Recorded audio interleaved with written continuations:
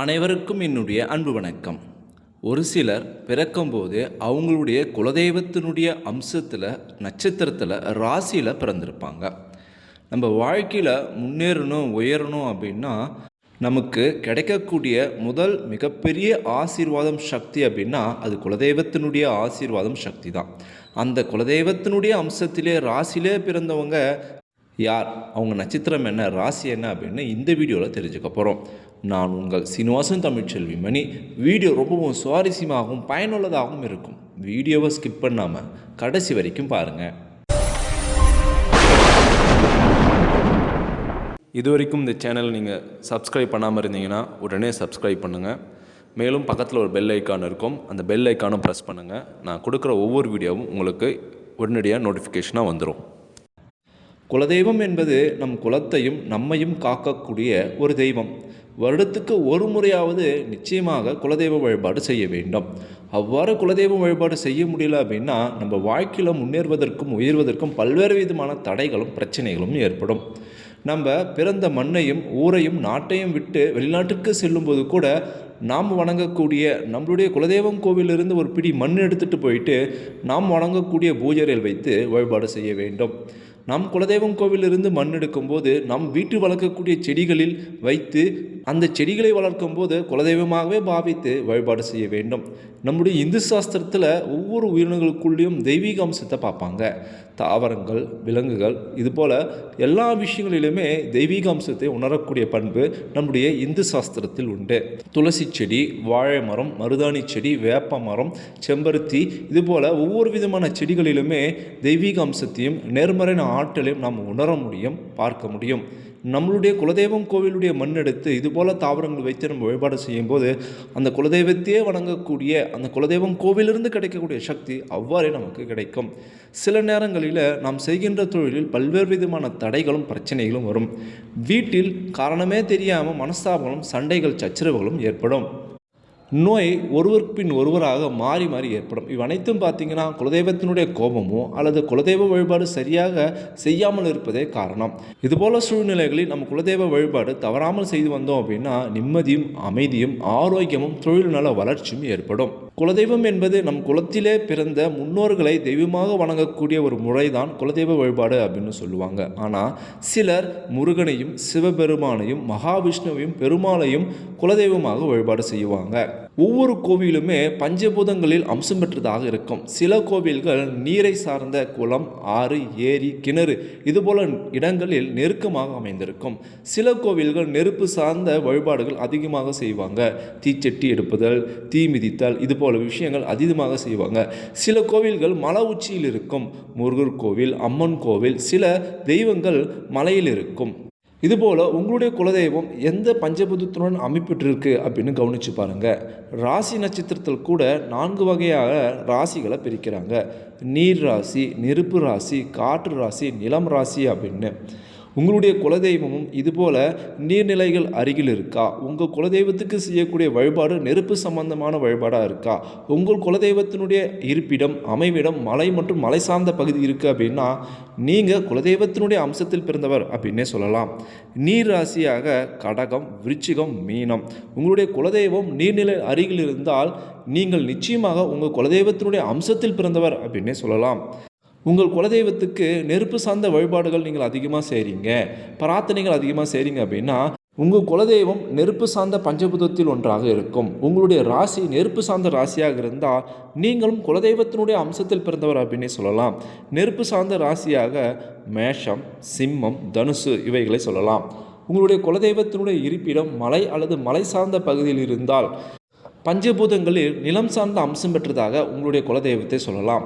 ராசியில் நிலம் சார்ந்த ராசியும் சிலது இருக்குது.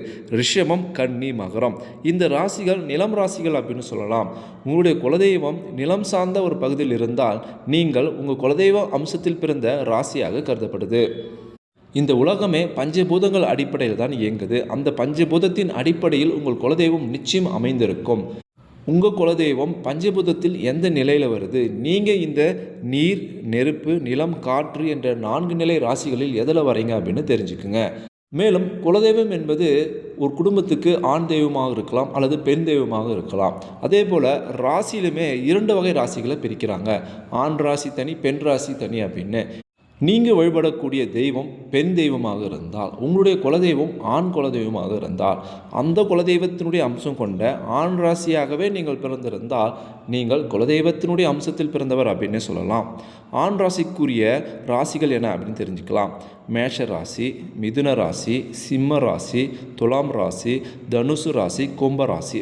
இந்த 6 ராசிகளுமே ஆண் ராசிக்குரிய வகைகள் அப்படின்னு ஜோதிடத்தில் சொல்கிறாங்க. இந்த ராசிக்குரிய நபர்களுடைய குலதெய்வம் ஆண் குலதெய்வமாக இருந்துச்சு அப்படின்னா நீங்கள் குலதெய்வத்தினுடைய அம்சத்தில் பிறந்தவர்கள் அப்படின்னு சொல்லப்படுது. ஒருவேளை உங்களுடைய ராசி பெண் ராசியாக இருந்தால் ரிஷபம், கடகம், கன்னி, விருச்சிகம், மகரம், மீனம் இந்த 6 ராசிகள் பெண் ராசி அமைப்பு கொண்டதாக சொல்லப்படுது. இந்த ராசியில் பிறந்தவர்களுடைய குலதெய்வம் பெண் தெய்வமாக இருந்துச்சுன்னா நீங்கள் குலதெய்வத்தினுடைய அம்சத்தில் பிறந்தவர் அப்படின்னு சொல்லப்படுது. நீங்கள் வணங்கக்கூடிய குலதெய்வத்தினுடைய அம்சத்தில் நீங்கள் பிறந்திருந்தீங்க அப்படின்னா நீங்கள் குலதெய்வத்தினுடைய ஆசீர்வாதம் முழுமையாக பெற்றவர்கள் அப்படின்னே சொல்லலாம். நீங்கள் குலதெய்வத்தை மனதார பிரார்த்தனை செய்து யாருக்காவது விபூதி வைத்தாலோ ஆசீர்வாதம் செய்தாலோ அந்த ஆசீர்வாதம் அந்த குலதெய்வமே செய்ததாக நம்பப்படுது. அந்த குலதெய்வமிடமிருந்து கிடைத்ததாக உணரப்படும். மேலும் நீங்கள் செய்யக்கூடிய விஷயம் முழுமையாக வெற்றி பெறும்.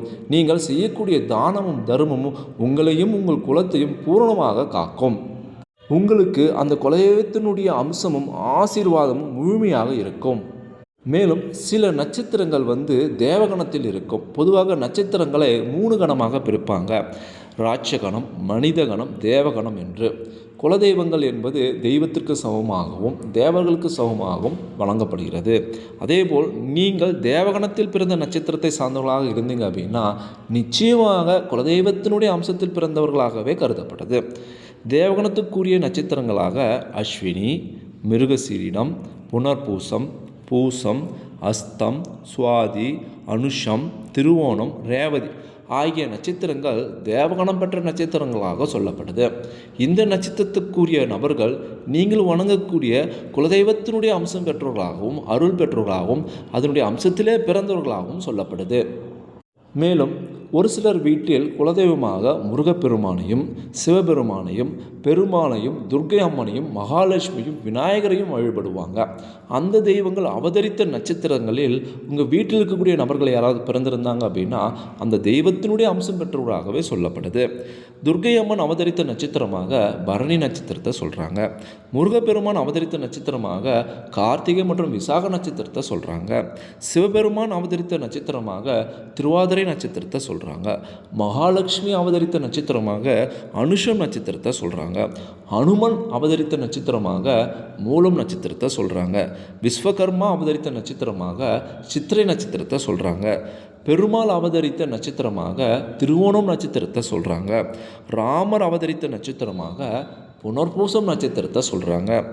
முழுமுதற் கடவுள் விநாயக பெருமான் அவதரித்த நட்சத்திரமாக அஸ்தம் நட்சத்திரத்தை சொல்கிறாங்க. நீங்கள் வணங்கக்கூடிய தெய்வம் முருகப்பெருமானாக இருந்தால் நீங்கள் பிறந்த நட்சத்திரமும் கார்த்திகை அல்லது விசாக நட்சத்திரமாக இருந்தால் நீங்கள் உங்கள் குலதெய்வத்தினுடைய அம்சமாகவே உங்களுடைய இஷ்ட தெய்வத்தினுடைய அம்சமாகவே பிறந்திருக்கீங்க அப்படின்னு அர்த்தம். நீங்கள் வணங்கக்கூடிய தெய்வம் சிவபெருமானாக இருந்தால் உங்களுடைய இஷ்ட தெய்வம் அல்லது குலதெய்வம் சிவனாக இருந்தால் அவருடைய ஆசியும் அம்சம் பெற்ற திருவோதரை நட்சத்திரத்திலே நீங்கள் பிறப்பீங்க. அப்படி அந்த திருவோதரை நட்சத்திரத்திலே நீங்கள் பிறந்திருந்தீங்க அப்படின்னா நீங்கள் சிவனுடைய அம்சமும் அருளும் பெற்றவராக சொல்லப்படுது. இவ்வாறாக நாம் வணங்கக்கூடிய இஷ்ட தெய்வம் குலதெய்வத்துக்குரிய அந்த தெய்வங்கள் அவதரித்த நட்சத்திரங்களே நாம் பிறந்திருந்தால் அந்த நட்சத்திரத்தினுடைய அம்சமும் அருளும் பூர்ணமாக பெற்றவராக ஜோதிடம் சொல்லுது. நான் சொன்ன தகவல் உங்களுக்கு மிகவும் பயனுள்ளதாக இருந்திருக்கும் அப்படின்னு நான் நினைக்கிறேன். உங்களுடைய குலதெய்வத்தினுடைய பெயரும் அதனுடைய அம்சத்தையும் மறக்காமல் கமெண்ட் பாக்ஸில் கமெண்ட் பண்ணுங்கள். இந்த வீடியோவை அனைவருக்கும் ஷேர் பண்ணுங்கள். நம்மளுடைய தமிழ் டெக்னாலஜி என்ற சேனலை சப்ஸ்கிரைப் பண்ணுங்கள், லைக் பண்ணுங்கள். மீண்டும் அடுத்த ஒரு சுவாரஸ்யமான வீடியோவில் சந்திப்போம். தேங்க்யூ ஃபார் வாட்சிங்.